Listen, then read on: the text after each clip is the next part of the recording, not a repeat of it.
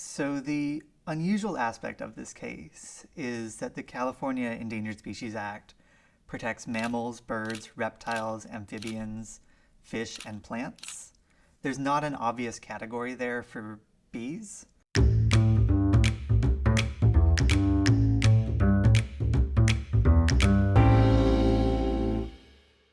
Almost every student here at Stanford takes a clinic. Most students do it during their 2L year.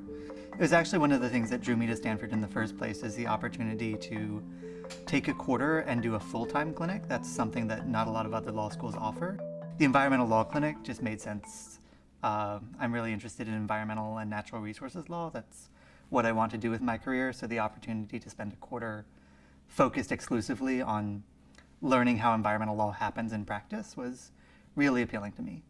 So the lawsuit started when 3 nonprofit groups petitioned the California Fish and Game Commission to list 4 species of bumblebees as endangered on the state endangered species list.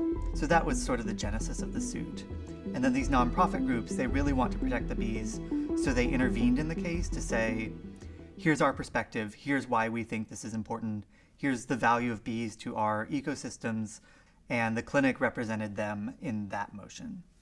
So we had to look at the definitions of each of those terms and find one where bees fit.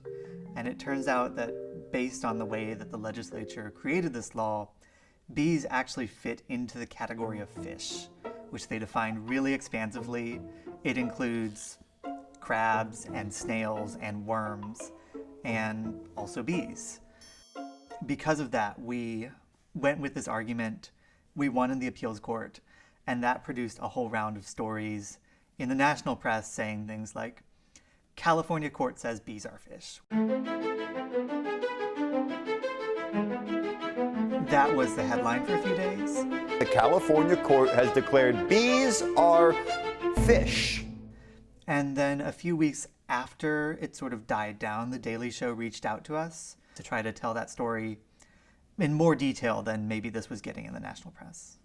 Let's talk about something even sexier than the birds and the bees, the fish and the bees. A California court says bees are fish. Bumblebees can now piggyback off of the technical definition of fish, which qualifies them to be listed under the California Endangered Species Act. It still doesn't really feel real. It was all kind of a blur, but they were really funny, and there's so many jokes that they're going to have to cut out when they cut it down from an hour to maybe 90 seconds. Like, they have fact checkers. Like, this is a serious journalistic enterprise at the same time that it's a comedy show. So they really did put in an effort to try to understand the case and get the facts right, while also making it entertaining and understandable to a general audience. It's definitely different from a courtroom argument. You're giving the same answer, but then Michael Costa was riffing in a different way on what you said. It was also a really intensive production. There were like a dozen people in the clinic. They brought a whole truck. It's incredible just how much work goes into making sure all the mics are set up, and getting all the lights right was part of the process I'd never really thought about. And it was agonizing over the summer, checking to see if the California Supreme Court had said yes or no. And then finally we got word that the Supreme Court wouldn't be hearing the case.